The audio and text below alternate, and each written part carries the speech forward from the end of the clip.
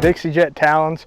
They come in 5 colors, and you know, you pretty much got your silvers and you've got your whites. You know, one of them has got some chartreuse on it, or 2 of them have some chartreuse on them. But when it comes to throwing a big spoon, I don't get real caught up in the color. You know, I might throw white on a real cloudy day, and I might throw silver shattered glass on a real sunny day. I like that flash. So a lot of times, you know, whenever you're out here spooning, you know, I don't really throw this bait just down the bank randomly. I'm usually throwing it in deep water. I'm throwing it around ledges. I'm throwing it around, you know, brush piles. I'm throwing it around, you know, steep drops on points. Just, you know, I'm looking for places where I think groups of fish might live, because when you throw a big bait like this, if you throw it at one fish, you know, he might not be just gung-ho to eat it. But if you get this thing in the middle of, you know, 2 or more, they're going to fight over it. So whenever I'm throwing this spoon, you know, this thing weighs almost 3 ounces. So I really upsize all my equipment. You know, I've got it on 22-pound Sunline shooter. I've got it on a Carbon Light 2.0, 7.6 heavy. And you know, this one I've got on a fast reel also. It's a Johnny Morris Platinum 8.3-to-1. You know, whenever you're working this spoon like crazy and jerking it hard and everything else, you know, the more rod you've got, the better, because it's just gonna help you move that spoon a whole lot easier.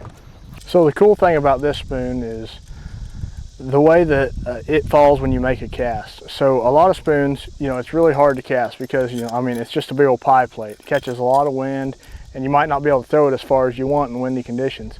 But the cool thing about this spoon, you know, whenever you throw it out there and that bait hits the water, if you'll kind of reel it 1 or 2 times and get the eye of that spoon coming at you, that spoon will automatically start working away from you when it falls. It's going to back up.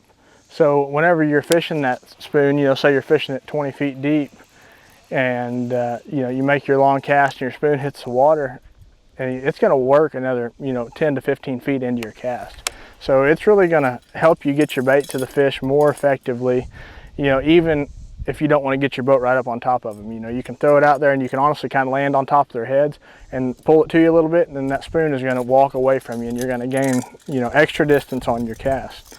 As you can see, most of the weight is in the tail of this spoon. It's a lot skinnier up here, and it's really wide and fat back here. So because of the shape of that spoon is why it's going to walk away from you just like you want it to.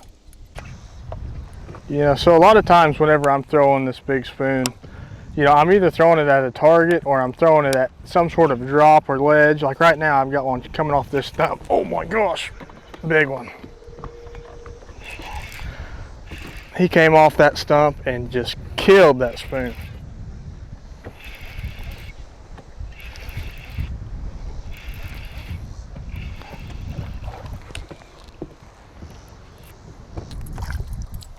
Look at that one.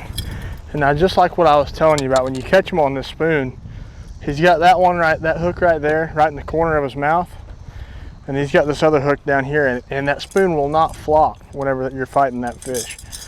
It makes it where, I mean, they can't get away from it hardly. Once you've got them on it, you've got them.